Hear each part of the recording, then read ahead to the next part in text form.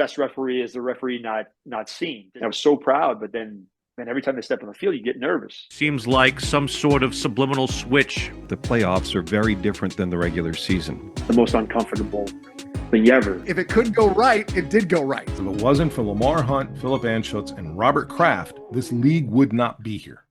Hey folks, what's going on? My name is Scott Churchson with Streampunk Soccer. Hope you guys are having yourselves a great day today. Joining me once again, former MLS referee, basically quasi-retired at this point, partly full-time full-time dad at this point as well. But in joining us again, friend of the channel, really nice guy, Mr. Ted Unkel. Sir, how are you? Yeah, Scott, I'm good, Scott. Good to see you again. You know, it's funny, when we connected last week, I'm thinking, you know who plays tonight? It's UConn's first game. It's the Huskies' first game tonight. Yeah, big, you were a big East fan too. Big East fan. So, this is good. Ironic that we're going today. Perfect. So, yeah, I guess in this case, let's kick things off. You know, and you've had your first summer where you haven't had to basically be on the pitch. You know, this is the first chance you've gotten to see things a little bit from the sideline. Congratulations on your retirement, quote unquote. We'll talk about that in a minute. But how has your summer been for you? Yeah, it's fun. You know, it's like what is that? You used to sign KIT, keep in touch in your yearbooks, that kind of thing. It took a while before you realized that it's not the impending flight, right? And then I thought going into this it was going to be the Saturday. I get my Saturdays back, and then it ended up turning into the Friday. I'm not hopping on a plane after I drop my daughter off at a bus stop. And then you know what hit me, Scott, is when Sunday nights rolled around. Like I would look ahead always and say, you know what, I have to get something done before Tuesday morning because I got to head out for a Wednesday game, and I'm back Thursday, and then I'm back out Friday, and then, we have camp the following week, and then I have to be in Guatemala, the whatever, and like when all that stuff was happening, then it consumes you. It's an absolute consuming thing. You're preparing for not only that, but what you can do at home before you go, and then the games, the preparation for the games as well. And not having a pending flight and being like, this whole week, I can kind of just ease myself in. I still have work outside of football. I take my daughter to the bus stop and pick her up every single day. I'm cooking dinner at night. The normal things that you try to relate to other people when they ask that same question that aren't in the referee or the athletic community. And I'm like, the best thing is I get to cook eggs on a Saturday morning. They're like, well, I cook eggs for 35 years on Saturday. Well, you know what I mean? Like little things have so much more, I have more appreciation for them because I haven't been able to do them for so long. So the summer was amazing. Do you look at basically the league right now and you sit there? I mean, I'd imagine you really can't shut the brain off when it comes to being a ref and all this stuff. And not just that, but also the players. And while, yes, obviously you really enjoy, there is probably a small part of you. It's like, yeah, I kind of miss this part of it. Little moments on both sides, both what you miss, both what you don't miss, that kind of a thing. Yeah. So Chris Penzo had me on to a referee educational get together 2 weeks ago, right? And he asked me that same exact question. And there are those elements that you can't find anywhere else in life. The anticipating to be in the exact spot at the right angle to see that play. Man, there's such a reward to that because you've worked so hard to make that innate over time. It's funny. I was not to divert too much, but I was my PT guy who I still see because listen, soccer refereeing may be done, but I'm still 47 and kind of need some work on the body every once in a while. Telling me about this Alpha School, and part of that is that they really focus on memorization and mastery because you only have so many brain slots, and once you've mastered something, you don't use a brain slot. And in this educational piece of my refereeing life right now, it's that. Can we make movement and positioning to the point where you're not even thinking about it, but that moments that you're there, like the ball is going to the corner, it's going to get slotted back in, and you've kind of retreated and you've seen it, and either it's a penalty or not a penalty, but you've seen all of it. Like that stuff I miss, the interaction with people because you're managing all types of emotions. And in normal life, God help us all, we hope we don't do that, right? You live a dissent-free life as much as you possibly can. So you don't get that. You don't get the mitigating confrontation. You don't get the, even the complimentary side, man, hey, hell of a shot. Like that was a great pass. Hey, thanks for working with me. Like those kind of things, you build real good human bonds there, where in normal life, we go through an entire day and choose not to interact with anybody. People could do that, right? So like you miss that stuff, the touch, the feel, the emotion. There's never going to be anything like walking out to an anthem. There's never going to be like the final whistle. The advantage you play that ends up in a goal, like that stuff you can't get outside of football. So yeah, certainly I missed that. But you also can't miss the opportunity to basically have Halloween parties for your daughter, like we talked about before we started. Absolutely. Like I told you, like I block that date out every single year. But hey, like we also talked about, she ends up breaking her elbow the next day at a soccer game that I could probably get to 20% of her soccer games otherwise, because they fell on Saturday. So to be there, to kneel by her on the field and give her comfort, to take her, like that's the fatherly things that so many people, right? Athletes, actors, referees, whatever, just have to give up just because of the nature of the business. Sure. But she okay? How's she doing? She all right? Yeah, it's part of it's like the shock, and then it's the cast, and like this is cool, and I get to show my friends, and but then can I play soccer again? And she plays golf as well. I had to take that off, so it's this range of emotions. But kids heal. They're resilient, right? They heal so quick. So it just becomes an inconvenience after a while because you lose that you take for granted, frankly. So yesterday at the 9-year-old birthday party, it was draw. How do you draw? Or let's have a coloring contest left-handed. Why? Because my daughter's hands in a cast. So it all worked out in the end.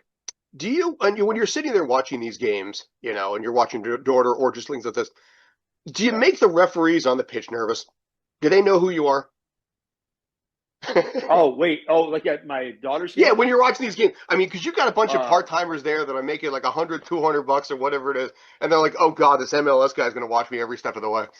So you got to remember now, she just turned 10, so they don't know. You credit these kids for going out there every weekend and that kind of thing. When I sneak out to a youth tournament I've got my notebook and my hat and my glasses, or like when I was at Disney this summer and youth nationals, like people know.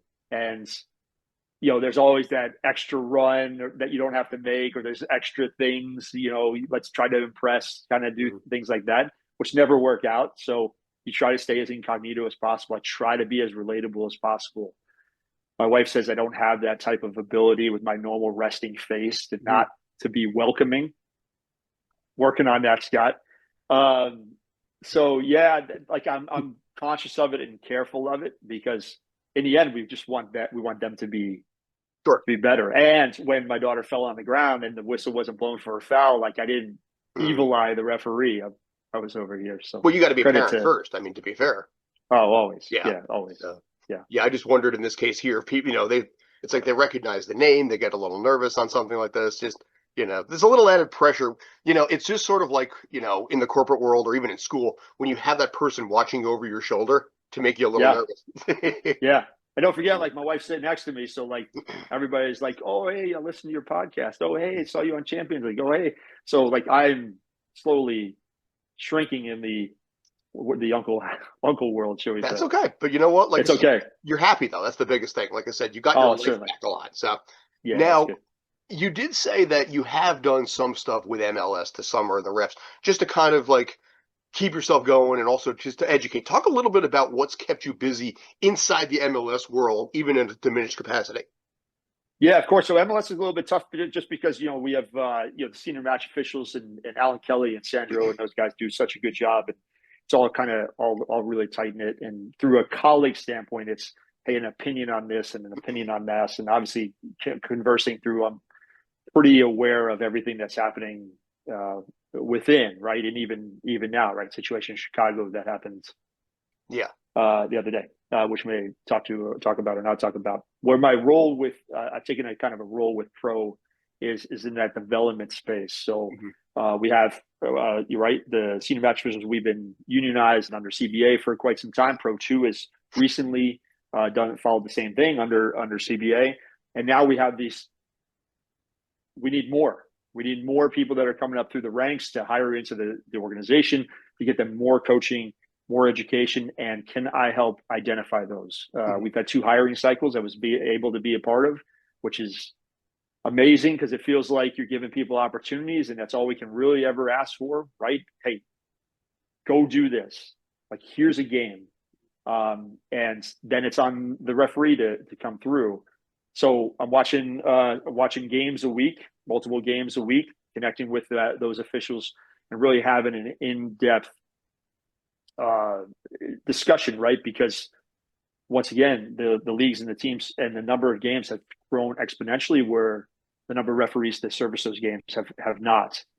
So it ends up being a little bit of a fire drill to cover everything rather than, can we make you better in this area? Here's a fault. Here's a suggestion. Hey, can we put this to work? So that's been going on. I've had a really good relationship with the ACC in college soccer for the last couple of years, being their lead referee advisor. So once again, educational elements, being part of that stuff. And then throughout the country, when tournaments come up, I'll try to get away. Try not to hop on the planes as much, but where I live is football central, right? You have Orlando and IMG, and there's a lot of stuff going on. Funny enough, Corey Rockwell's coming in today to do an American Athletic Conference semifinal or quarterfinal, whatever they're at, and we're going to grab a bite. So it's nice. It's always played to my favor in my career, having the amount of quality of games that are here. So I try to get out as much as I possibly can. Let's talk about that a little bit there too, because obviously MLS right now is in the playoffs. USL has just started the playoffs too, and USL has actually made some waves recently. With the hiring decision of Terry Schultz from the Premier League and pull him over, to bring over to the USL regarding relegation, or, and the whole process that USL has, that MLS has. Now, a lot of the broadcasters that I've talked to are typically not in favor of relegation from an MLS standpoint, because you can't replace a market like Atlanta or Chicago with, say, Schaumburg or Duluth, Georgia, for example. But in this case, the way that USL has been doing certain things, and obviously with Terry Schultz, where do you see that battle going? Do you think that the USL could at least compete with MLS at some point in, say, the next 5 to 10 years? No answers are wrong. Man, no answers are wrong, right? I think everything in life needs something to shake it up to really see what its true potential is, right? We get caught in these things or these minimal changes, and you just don't take that extra risk, be it personally, corporately, or whatever. But man, when you do, I think that's what creates things. So would promotion relegation work here? I don't know. Do we need to try it? I believe we do. You look at you look overseas, and primarily the English system, because we all get tied into that first, it seems to be. And man, those games that at the end of a season that are playing to save your life or make your life this exponentially better, where your purse strings open up, or you turn on the Wrexham show, and that's been like the living room.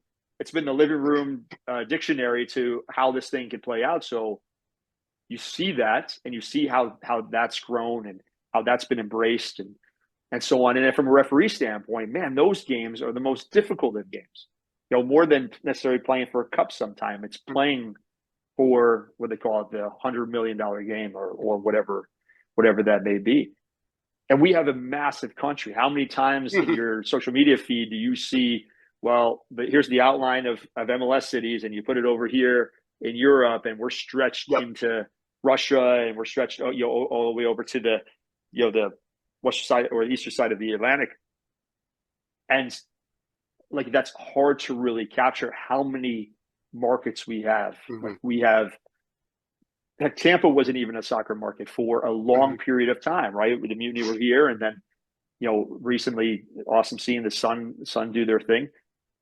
But Tampa is a massive media market in the grand scheme of things, and we're still trying to fill those things out. So, any case, long story short, can we find I think it's targeted 8 teams for a Division I USL, right? Targeted 8.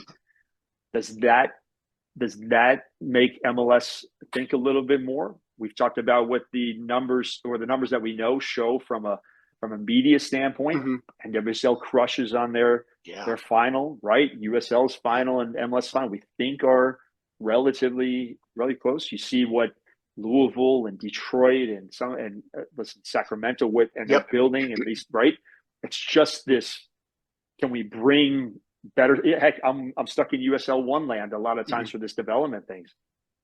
Greenville, Georgia, South Georgia, Tormenta, like they want to put facilities in. They want to continue the thing. And what Tampa, after they won the championship, what their proposed stadium looks like. People will come. If there's a great product, people will come. So if you have these extra, you have more games that mean more. Yeah, more games that mean more. And sometimes, my opinion, it was funny. The decision day comes around, and I couldn't believe it. Right? You asked me how my summer was. Like, season's still going, and all of a sudden we're like, holy, like it's decision day. Like the season's gone, but it's not. We have 2.5 months from decision day until we're done. Like, then what did this mean? Like, what did all this mean if we're now best of 3? And I know what NYCFC is going to a third game. Is that right? On Friday, yeah. So Charlotte, right? So then that gets done, and then we have another round. 2 weeks later after that is the next round. So, and and we're short on attention span. So like, can we? Like, people are just naturally short on attention span. So when you get to mid-November, do people? It's just a question. I don't know. Do people still care about MLS? Do people still care when Cup comes around outside of the cities that are in it? Do they still care? And does that impact the numbers that watch? I mean, I know once we get to holiday season, like we start thinking a different way. When I get to football season and the country is built on football, right? Pochettino goes to Texas, Ohio State, and is like, man, can we get all these people at our game? Like, it's something different. Does that attention span go to there? I'm going to be watching the Huskies on whatever December night that is. And I know this is not to get off that tangent again, but the promotion relegation, man, like I think there's just more games that matter, and people want to watch stuff that matters. So I think, look, bringing in Scholes is you're bringing a competent, you're bringing right people, competent people that can make a change, that can put it all out there, and then let us decide. Right? Let us decide. Sure. And I get it's not Atlanta to Decatur, but what if it's Atlanta to, I don't know, pick another market that's a strong USL market? What if it's Atlanta to Louisville? What if it's Atlanta to Tampa Bay Rowdies? I don't know if that ends up happening. Or even Pittsburgh, which pulls up even Pittsburgh too. Yeah, Highmark Stadium. Yeah. So, we were driving past there. The family, we were up as a family up there, and it's awesome. They're going to build on top of that. Yep. Right on the river. Awesome stuff. So. Yeah, and they're really getting hyped about that because they had a playoff win on PKs the other night too. The River House did so because we actually covered that team, so I've been seeing the numbers on this side as well. But I think right now with the USL, it's making interesting moves, and I think the ability to always have a USL game on, I think, because with MLS, you made an interesting point there, because once this round is over this weekend, then you have basically 2 weeks until you have Thanksgiving week until the next round comes in. And that's a long layoff. And you have in between that, you've got obviously the NFL, you've got, NBA, you've got NHL going on. Obviously, you guys have the Lightning down there who are, Lightning and Florida Panthers who are perennial favorites to be at least challenged. So you have all of that. And then, of course, obviously our regular, social media aspect, TikTok, Instagram, YouTube, all these kind of things here where the concern does exist that maybe it drags out a little bit too long. And now, like I said, you go into December with something like this. I mean, okay, LAFC moved on, fine, but you see a lot of these teams. I mean, what if the weather is crap in Philadelphia and they're hosting?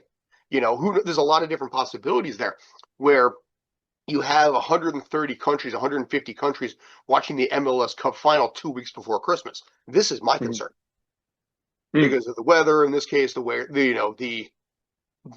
between the holidays. I know they've talked about the possibility of changing the schedule and working on a few things, which has made some traction after World Cup. But it's been my contention that I think USL could really do some damage here. And I get ostracized a fair bit for it. Yeah, I know. But listen, if you don't have an opinion, opinion gains reaction, and reactions followers or views and whatever. And we're seeing that, right? Like last year was the first year seeing a European calendar, for lack of a better word, in USL Super League. We lived it, and family lived it. And luckily they have a lot of Southern teams, and you can schedule a little bit, have the Southern swings in the months that don't really play in favor to playing up north. Can you do that in the MLS? Does that play better?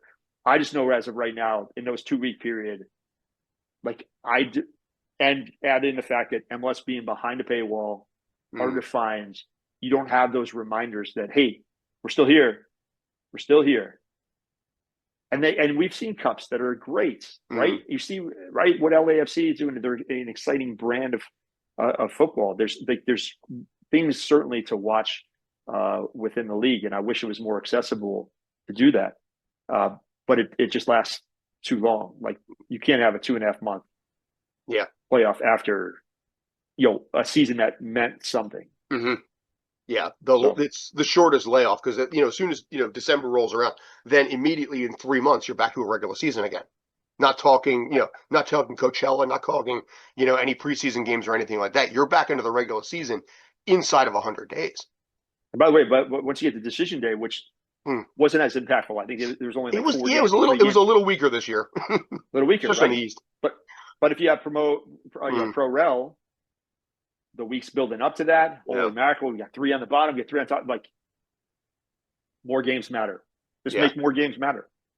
The J League in Japan has relegation right now, and I've been watching very closely because both Yokohama teams, which I have some ties to, are in danger. Yokohama FC is in definite danger, and the F Marinos are possible. But that relegation part, I mean, nobody wants to have the, frankly, for lack of a better word, humiliation of it. And I think that does make it a little more interesting. So let me ask you this, take it back a little bit here. Yeah. Now that you've had a year away from, for the most part, the officiating side of it, what have you seen as a little bit of an observer this year than, say, maybe previous years when you weren't on the pitch? Do you see anything different there, or anything that, you might catch on? I don't, because I didn't watch as much at MLS this year as I thought I might. I still have you had a family. You got to focus on that. Yeah, right. and I'm first fan at Tampa Bay Sun games now because of obvious reasons. But so no, I couldn't tell you that. I couldn't tell you the intricacies of the play and how is the refereeing necessarily changed. I think we had made comment before we went live, right, that when I was actively officiating, referee island is a real thing. It still is a real thing. And it always felt like it was 90-10. It felt like 90% of the things were where, shall we say, where we were right as officials. Because you know what, Scott? Because the point of contact was there and the mode of contact was there, and we've done the check boxes of all the considerations that IFAB and FIFA have taught us over the year, and I can justify that decision, and that's the correct decision because that's how I was brought up. And I really thought that was 90-10. And I'm, stepping back, it's 50-50. Like, I am more of I don't need that checklist a lot of the time because the football world says that's a penalty. It's a penalty. Did on a surge one, does he move into the defender, or does the defender make an action, or watch it? It's a penalty. Right? And there's just these things where I think we get so ingrained, and either there's a bit of pride, right? There's a bit of, we want to defend our decisions that, hey, we that's exactly how I saw it. And this is how we can justify it. But this is just not the way of the world. And, listen to Christina talk about on the Champions League thing. And we're like, surely she's going to be called in after the game to talk about this incident. And that's so many times, Scott, she's not. And it took me a while to be like, come on, man, that's really important. And then we have to change. I had to change my view. So when I go on this educational things and development, so I do watch a ton of USL now because that's where our development is. There's situations where that's the answer I'll get back. Or, you know what, I went in with this game plan and I stuck with this game plan for 90 minutes. Well, games change. I always looked at rosters, and I always looked at what has been leading up, but I never looked at what formations.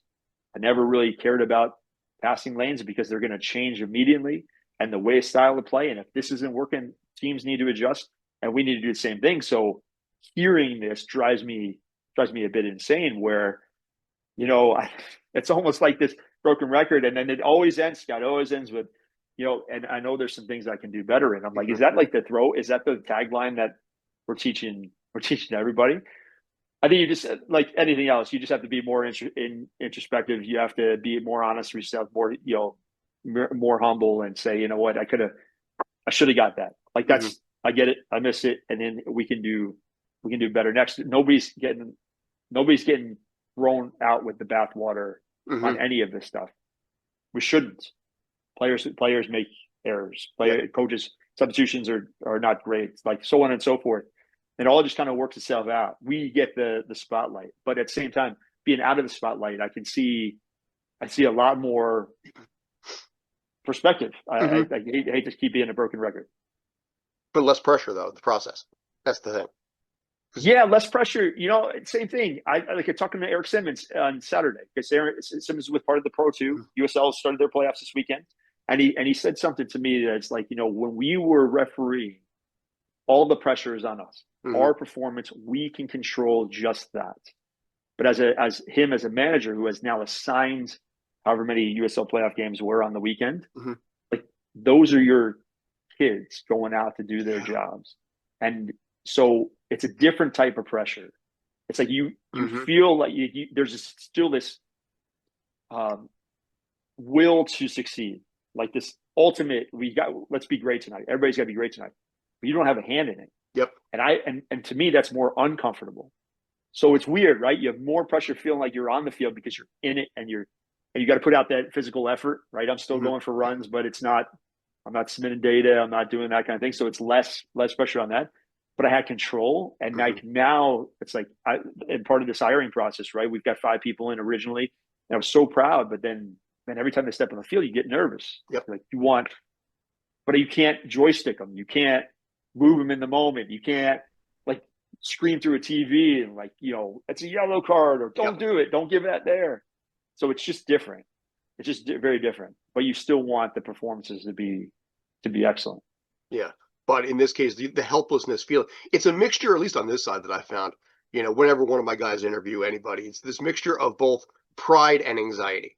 You're proud of them for getting there and doing what they're doing. And you're also nervous because, again, you can't do anything about it. And in your specific case and looking at all of this, you see these guys going out there and you're like, I could have done this. I would have done this. And you have to also embrace the fact that they have their own style. They have their own system that may not match your own system here. And being able to accept that malleability in approach, I think, is a big part of it too.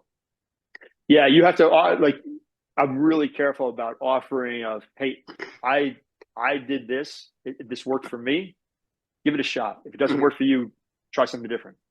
But trying to there's that real balance of like, I've had X number of years in experience at the top of top levels, but you're a different person and your personality is different, and you have to figure out your way. Yep. But if you're stuck somewhere, try this because I know this kind of works.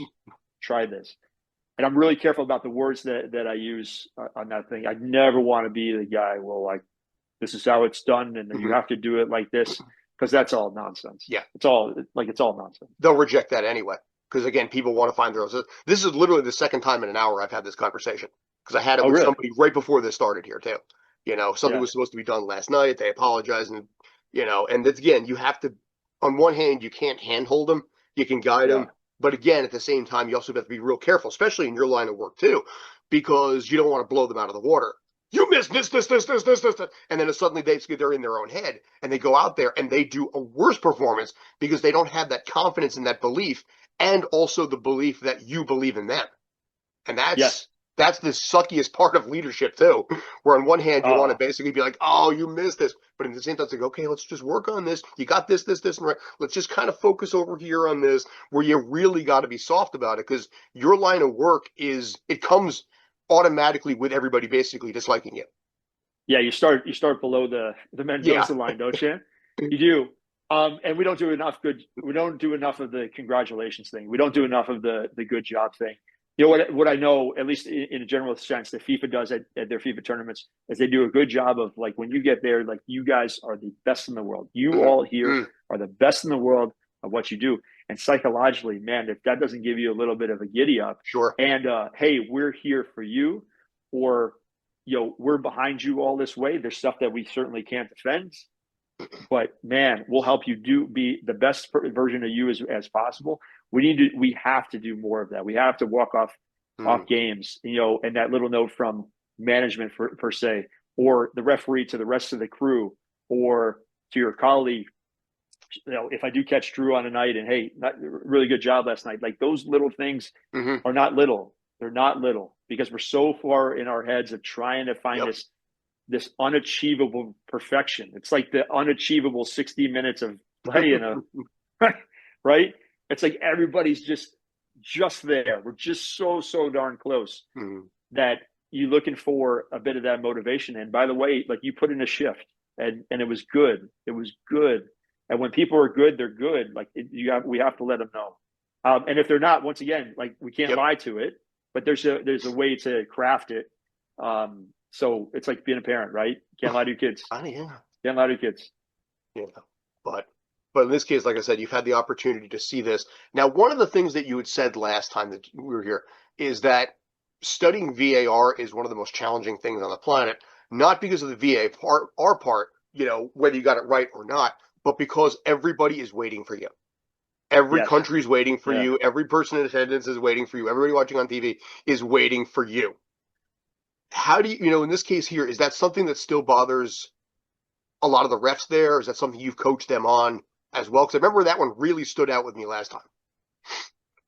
I don't think anybody likes to be in this. Well, I can't say that, right? Because people excel in this, right?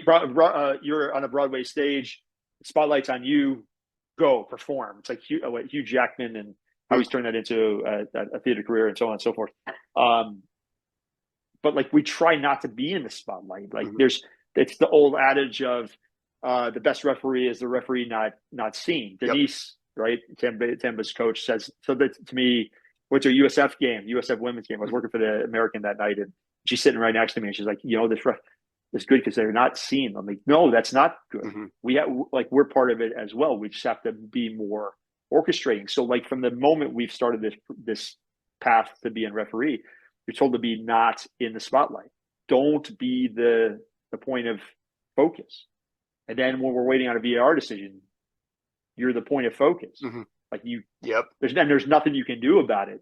And when you think about the average VAR, if you look at Greg's Barkey's reports that he puts out and so on, like, what does that end up being? 2 minutes? Have you ever stood somewhere and not done something for 2 minutes of time? It is a long time. It is a long time. So time is relative. Like, you can only do so many mannerisms before you're like, and then the more you go, the more you doubt. No, I swear I saw that the right way. I remember having long VAR checks. All-Star game, actually. There's a long one. There's an obvious handball, and I remember listening back to the audio. I'm like, why did that take so long? But I was so sure of myself. And then I was so sure of myself. And then, Scott, about 45 seconds in, I'm like, did I not see this right? And then I end up sending the monitor. I go see there, and it's exactly what I saw. And we keep the decision, and the decision's correct, and so on. But now, like, I'm not as confident. I'm slightly not as confident as before. Seed of doubt's planted, Seeded out. So, like, the human element of it all, I think, is always going to be a challenge on the VAR side. And now that we're announcing, you have to, and they want more of the announcing. Funny enough, Corey Rockwell, right? He's going to leave here and he's going to go to the SEC tournament. And they said they're going to start announcing there. Some college stuff has announced. There's some other, right? The announcing bit of it is intimidating. Well, what if I don't use the right words? Like, if I stumble, then they're going to think less of me, or I didn't communicate right, or then you hesitate and then you're not as confident, and like all of these things that get in your head when it just should be not. Like, so it adds challenges that are beyond just the decision to you. And then the pressure of going to a TV screen where where you have all the evidence. Someone says that you're incorrect, and now I've got to go over there and make sure that I've seen everything, because if I've missed it live, understandable at times, I can't miss it on a TV screen. Sure. Right? Now that's slow motion and rewind and all the stuff that we have access to. And then if you leave that and you not come away with it, or like the missed VAR, like that seems to be the death knell. International football, if you have to go to review for something, it's just, if we walk out with the right decision, it's fine. And there's really a piece to that, right? We have a team includes the VAR. Hey guys, we got it. Awesome. Just took a little longer, but we got it. MLS has always had a little bit different view. It wants the decision correct on the field. If we go to review, then we get it. Great, but not as great. It's kind of the viewpoint. But man, if we've missed, man, it's a bit of a crushing thing. So there's a ton of pressure there, Scott, that I don't think will ever become right. That it'll ever necessarily be this even keel mist that flows into the rest of the game. But it's now easier for you because basically you get to see it from the sidelines. If nothing else, you got that one going for you. So. Yeah, because when I'm doing my thing and I'm making my notes before I get to talk to somebody, I've vetted it out. I've watched it. I've rewatched it. I've now circulated it. I have my trusted group because I'm not the czar of refereeing, right? I believe I'm confident in this, but I'll send it around and make sure that, hey, am I thinking this the right way? I'm looking at this the right way. And then 48 hours later, we get to talk about it with this confidence of knowing. But refereeing's not that. And it's right. Playing's not that. Split second decisions and at pace, and things are moving. I get to sit here or on my new standing desk that, because my 47-year-old back's not as good as it was, that I have to build here in a second. But yeah, we can vet it out. And same thing with Christina's job, like being asked for an opinion as the ref analyst, right? Live is exciting. You're part of it. You're engaged and all this, but you have to say the right things in 7 to 8 seconds in a part of the game that's not part of an attack or something where everybody else, that where play-by-play or color has to come in. You have this moment, so you have to find these words. Or if you're on call, halftime, post-game, you get to see it, rewind it, slow-mo it, angles, and then you can curate your stuff. So yes, I hope that answered the question. I know it's a little bit of a roller coaster there. Perfect. Yeah, we've got a couple more minutes, so I'll throw in this case. You mentioned this. Talk a little bit of Christina right now. Tampa team, everything going on with that, with the Sun. Talk a little bit about how that's been, what you've been able to do maybe this season, with the fact that you don't have MLS as much. Just talk about, I guess, everything going on in her world a little bit right now. Yeah, it's such a proud place to be, to see what she's done and what she does it's so impressive. Like it's unbelievable. It's you come from a world of football. We've been in football for a long time, but not that side. Sure. Like that's from a crest on the back of a napkin to a trophy in 1 year's time. And that's players and agents and corporate sponsorships and stadiums and like all of the things, Scott, like all of the things, and still balancing that with TV and all of the other things that we just continue to say yes to, because we're really bad at saying no. So yeah, there's no blueprint for it. And there's days where it gets crazy stressful, and there's days where the emotions are this and this. They've struggled out of the gate this year. Well, they struggled out of the gate last year, and it ended up being, we're raising a trophy in a boat parade. So as in sport, right? We see it in the college football space right now. Like it is just, nope, you lost the last two, but you're gone. Oh, you're gone. You're gone. We're very reactive. And it's tough. Patience in sport is not a thing. It doesn't necessarily not as great as it used to be now. Not as great as it used to be. Yeah. So it's awesome, and seeing it from the inside out, right? Like I know I overhear the obvious conversations here. We have conversations. Being able to sit my perfect seat behind the fourth official in the stands to oversee the game, and you walk around and and meeting the pieces of the puzzle. They've hired some amazing people that have experience at Madison Square Garden and over at the Hard Rock, and like just it's a thing. It's a small business that's turning into a bigger thing in a world that we've had a ton of passion for forever, and it'll always be a part of our life. So yeah, really crazy impressive what she's doing. Love it, love it. Actually, one question I forgot to ask, and this was the question from my wife, so I better remember to ask this one. Yes.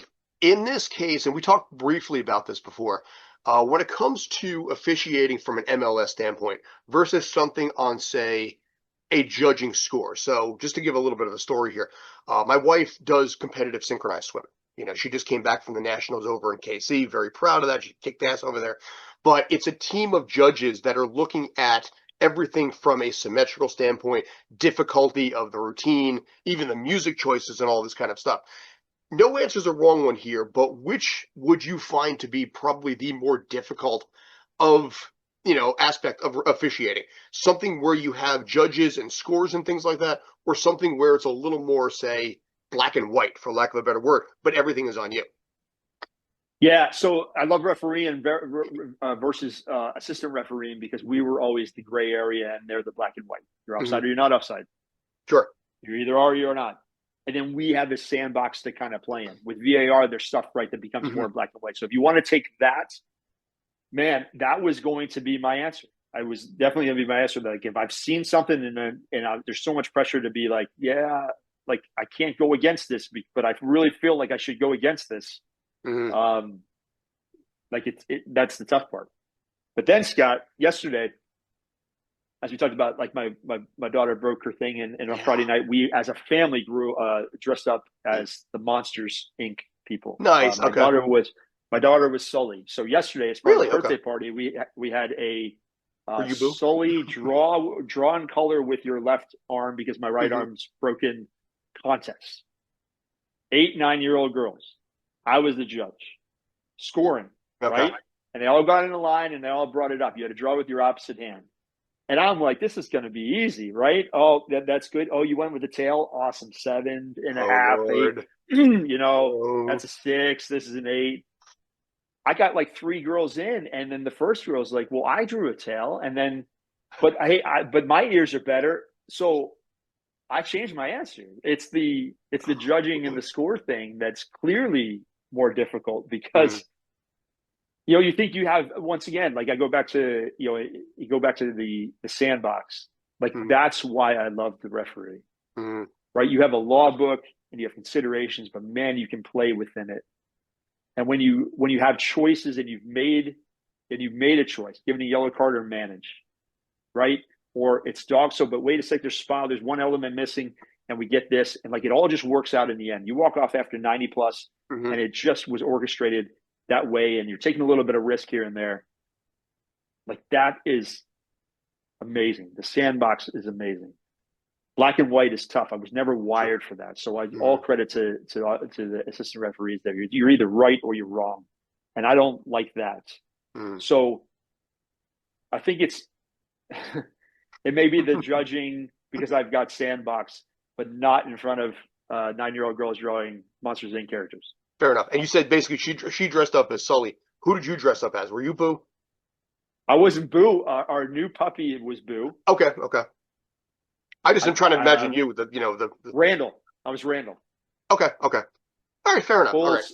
Full suit, like full suit.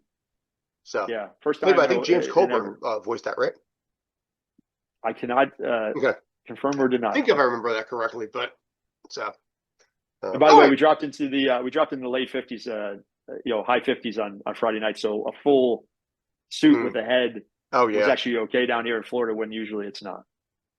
And well, by the way, I just want to point out for the rest of the country here, this is considered cold. Dude, you see me right now? We're 64 going to the bus stop this morning. And I was Buffalo, I believe, already had snow. I think I was watching NFL Today, and they're Bill Cowler is shoveling snow next to James Brown. So awesome.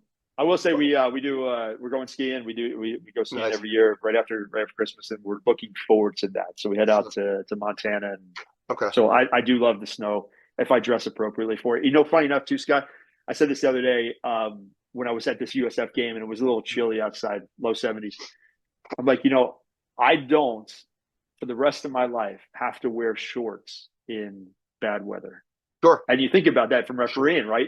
Like that's the one thing you can't get away from. You can't be the guy who wears tights. It just doesn't work. But yeah, like you're out there in the 25 degrees or whatever it is, or in Toronto with the winds coming off the lake and it's raining and you're wearing shorts. Like never again do I have to. That I always remember that RSL home opener, with snow. Oh, yeah. Well, I mean, so I was in one, Drew was in one, right? The classic Brian Pichel picture with his icicles off his nose. Yeah. Wild stuff. And you don't miss that, huh? No, I don't. I don't miss that. But it's the same thing. Being down here and bred in Florida, like I did love the after dark, sweat your tail off in Miami, like the humidity going, but like the sun's not out and it's still warm. Like there was something to that, and I get only few of us are built like that way, where Penzo could wear no shirt in Columbus and he'd be fine. But another story for another day. Yeah, the older I get, the less I like the cold at this point, now that I just turned 50. So, All right, last question. How can people find you on social media, or is there anything else you want to promote or talk about? Yeah, no, listen, you know me, I'm not on social media. I use it to watch. I haven't posted much since my retirement, which is going to be the case. I would say follow my wife.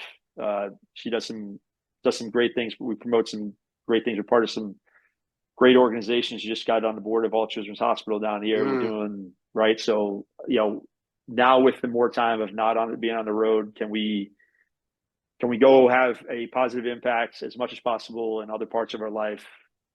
We don't need the recognition by any means, but hey, it's awesome. It's awesome stuff. And I will be at UConn BYU here at the Garden or TD Garden in a couple of weeks, and then I will be at MSG for the UConn Florida game in early December. So if somebody's there, say hi, please. Sure, sounds good. So anyway, Mr. Unkel, appreciate the time as always. You've always been awesome. I love it.